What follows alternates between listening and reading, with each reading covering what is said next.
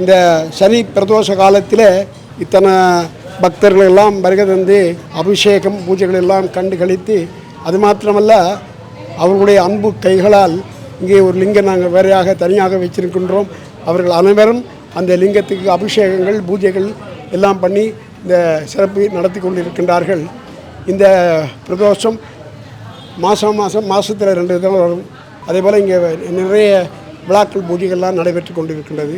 தை அமாவாசைக்கு அபிராமி விழா ஒன்று, அபிராமி பற்றருடைய பாடல்கள் பாடி கீழே நெருப்பூட்டி அபிராமி பற்றை ஊஞ்சல் கட்டி எப்படிலாம் பண்ணுவோம். அதே போல் நவராத்திரி விழா, சிவராத்திரி விழா, அப்புறம் வைகாசி விசாகம், இப்போ வர்ற விசாகம் இருக்குல்ல, அந்த விசாகத்துக்கு முருகனுக்கு திருக்கல்யாண வைபவம் காலை மாலை அபிஷேகங்கள் பூஜைகள்லாம் பண்ணியிருக்கின்றோம். அந்த அபிஷேகம் பூஜைலாம் சிறப்பாக இங்கே நடைபெறும். நிறைய கூட்டம், கிட்டத்தட்ட ஒரு 500-1000 பேருக்கு மேலே இங்கே வருவாங்க. இந்த கூட்டம் ஆன்மாக்கள் லயற்படும் இடம் ஆலயம். ஆன்மாண்டா இது வீர், அந்த உயிரில் உள்ள ஆன்மாக்கள் எல்லாம் இந்த ஆலயங்களில் வந்து லயற்படுற இடம் தான் ஆலயம். அதுக்காக தான் அது ஆலயம் என்று பேர் இருந்தது.